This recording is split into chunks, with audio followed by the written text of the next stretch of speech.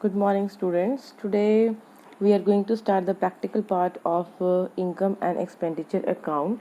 So this is the table showing calculation of subscription for the current year.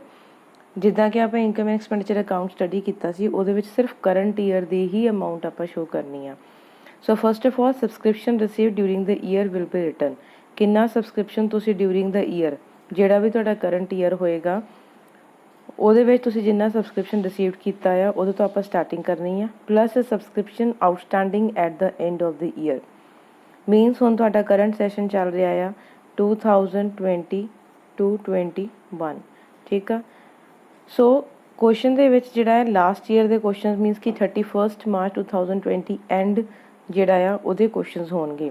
So subscription outstanding at the end of the year it means ਕਿ ਜੇ ਤੁਹਾਨੂੰ ਉਹ 'ਚ ਲਿਖਿਆ ਆ 31 March 2020 31 March 2020 ਇਹ ਤੁਹਾਡਾ ਮੰਨਿਆ ਜਾਏਗਾ ਕਰੰਟ ਈਅਰ ਦਾ ਐਂਡ। ਸੋ ਇਸ ਡੇਟ ਨੂੰ ਅਗਰ ਤੁਸੀਂ ਕੋਈ ਸਬਸਕ੍ਰਿਪਸ਼ਨ ਰਿਸੀਵ ਕਰ ਰਹੇ ਹੋ that will B subscription outstanding at the end of the year plus subscription received in advance in beginning of the year. ਅਗਰ ਤੁਸੀਂ ਕੋਈ advance in the beginning receive ਕਰ ਰਹੇ ਹੋ ਹੁਣ ਬਿਗਨਿੰਗ ਕਦੋਂ ਹੋਏਗਾ ਇਹਦਾ 1 April 2019 ਜਾਂ ਤਾਂ ਇੱਦਾਂ ਡੇਟ ਲਿਖੀ ਹੋਏਗੀ ਅਦਰਵਾਈਜ਼ ਇਹਨੂੰ ਅਸੀਂ ਲਿਖ ਸਕਦੇ ਹਾਂ 31 March 2019। So these both means the same. ਇਹਦਾ ਮਤਲਬ ਹੈ ਕਿ ਬਿਗਨਿੰਗ ਆਫ ਦ ਈਅਰ ਆ ਐਂਡ ਅਗਰ ਆਪਾਂ ਕੋਈ ਵੀ ਸਬਸਕ੍ਰਿਪਸ਼ਨ ਰਿਸੀਵ ਕਰ ਰਹੇ in advance in the beginning of year that will B added. Next is subscription outstanding in the beginning of the year. अगर बिगनिंग ऑफ द ईयर दे विच कोई outstanding है that will B subtracted and अगर at the end of the year कोई advance है that will also be subtracted. ये solve करके जिहड़ा तुहाडा आंसर आएगा that will be the final answer and you will write subscription to be shown in income and expenditure account. So in account form other form ਜਿਹੜੀ ਆ subscription account ਬਣਾ ਕੇ ਵੀ ਤੁਸੀਂ ਇਹਨੂੰ ਸੋਲਵ ਕਰ ਸਕਦੇ ਹੋ that is up to you ਜਿਹੜਾ method ਤੁਹਾਨੂੰ ਈਜ਼ੀ ਲੱਗੇ। ਸਭ ਤੋਂ ਪਹਿਲਾਂ to outstanding subscription in the beginning of the year ਉਹ ਡੈਬਿਟ ਸਾਈਡ 'ਤੇ ਲਿਖੋਗੇ। ਅਗਰ ਸਬਸਕ੍ਰਿਪਸ਼ਨ ਜਿਹੜਾ ਆ ਤੁਹਾਡਾ outstanding at the end of the year ਉਹ ਕ੍ਰੈਡਿਟ ਸਾਈਡ 'ਤੇ ਲਿਖੋਗੇ। ਸੇਮ ਵਿਦ ਦੀ ਐਡਵਾਂਸ ਅਗਰ ਬਿਗਨਿੰਗ ਵਿੱਚ ਹੈ that will be written on credit side and ਅਗਰ ਐਡਵਾਂਸ ਐਟ ਦ ਐਂਡ ਹੈ that will be written on the debit side. ਜਿਹੜਾ subscription receive during the year ਜਿਹੜਾ ਕਿ ਆਪਾਂ ਫਸਟ 'ਤੇ ਲਿਖਦੇ ਹੁੰਦੇ ਸੀ ਜਿਹੜਾ ਆਪਾਂ ਪਿਛਲੇ ਫਾਰਮੈਟ 'ਚ ਕੀਤਾ ਆ that will be written here by bank account subscription receive during the year. ਉਸ ਤੋਂ ਬਾਅਦ ਤੁਸੀਂ ਇਸ ਅਕਾਊਂਟ ਨੂੰ ਬੈਲੈਂਸ ਕਰ ਲਓਗੇ ਜਿਹੜੀ ਬੈਲੈਂਸਿੰਗ ਫਿਗਰ ਆਏਗੀ that will be to income and expenditure account. So ਇਹ ਤੁਹਾਡਾ ਫਾਈਨਲ ਆਂਸਰ ਹੋ ਜਾਏਗਾ। ਦੈਨ ਨਾਓ ਇਹਦੇ ਤੋਂ ਰਿਲੇਟਡ ਕੁਐਸਚਨਸ ਦੇਖਦੇ ਹਾਂ। This is the sixth question which is given in your book. During the year 31 March 2020, subscription received by the Jaipur Literary Society. ठीक है ये क्वेश्चन ਤੁਹਾਡੀ ਬੁੱਕ ਦੇ ਵਿੱਚ ਹੈ ਤੁਸੀਂ ਦੇਖ ਸਕਦੇ ਹੋ।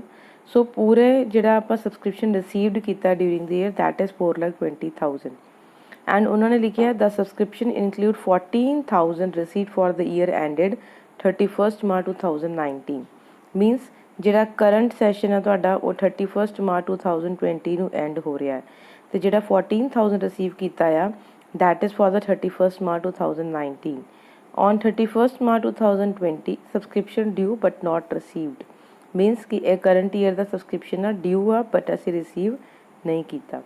ਸੋ ਇਸ ਇਨਫੋਰਮੇਸ਼ਨ ਨੂੰ ਤੁਸੀਂ ਸੋਲਵ ਕਰਕੇ ਇਹ ਦੱਸਣਾ ਆ ਕਿ what amount will be credited to the income and expenditure account. So this is the solution of this. First of all, subscription received during the year will be written. Then subscription outstanding in the beginning of the year means कि ਜਿਹੜਾ ਤੁਸੀਂ beginning of the year ਦਿੱਤਾ ਹੋਇਆ outstanding that will be subtracted and ਜਿਹੜਾ subscription outstanding at the end of the year ਹੈ ਕਿਉਂਕਿ 31 March 2020 ਲਿਖਿਆ ਇਸ ਕਰਕੇ ਉਹ ਸੈਸ਼ਨ ਦਾ ਐਂਡ ਮੰਨਿਆ ਜਾਏਗਾ that will be added. And the final answer is 4,16,000 which will be credited to the income and expenditure account. Next question is 17th one. Subscription received during the year 31 March 2020 are ਨਾਓ ਇਹਦਾ verification ਦਿੱਤਾ ਹੋਇਆ ਤੁਹਾਨੂੰ, ਨਾਲ ਹੀ ਉਹਨਾਂ ਨੇ ਬੋਲਿਆ there are 450 members each paying an annual subscription of 200। Now student this is very simple question. ਅਗਰ question ਦੇ ਵਿੱਚ ਤੁਹਾਨੂੰ ਮੈਂਬਰਸ ਦਿੱਤੇ ਆ ਐਂਡ ਨਾਲ ਹੀ ਉਹਨਾਂ ਨੇ ਰੇਟ ਦੇ ਦਿੱਤਾ ਆ ਕਿ ਕਿੰਨਾ ਰੇਟ ਹੈ ਪਰ ਮੈਂਬਰ, ਦੈਨ ਇਸ ਕੁਐਸਚਨ ਨੂੰ ਤੁਸੀਂ ਕੋਈ ਵੀ ਆਊਟਸਟੈਂਡਿੰਗ ਜਾਂ ਕੋਈ ਵੀ ਐਡਵਾਂਸ ਦੇਖਣ ਦੀ ਜ਼ਰੂਰਤ ਨਹੀਂ ਆ।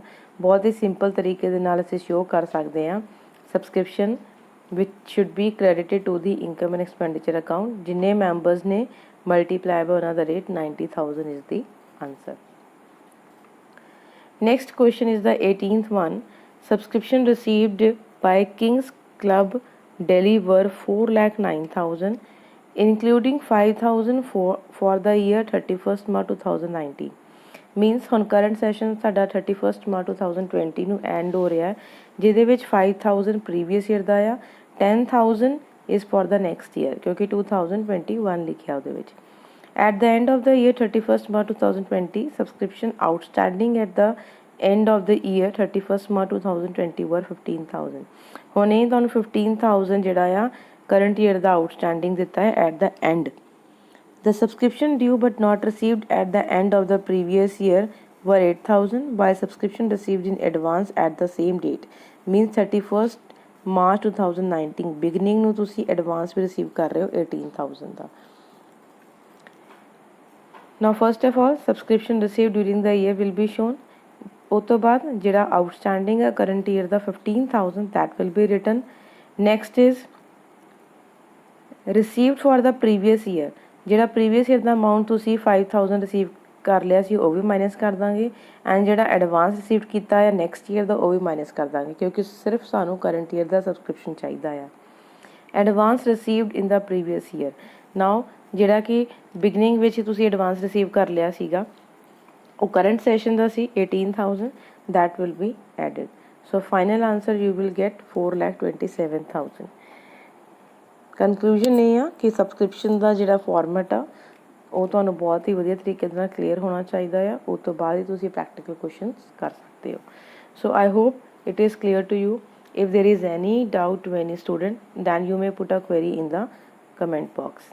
Thanks and have a nice day.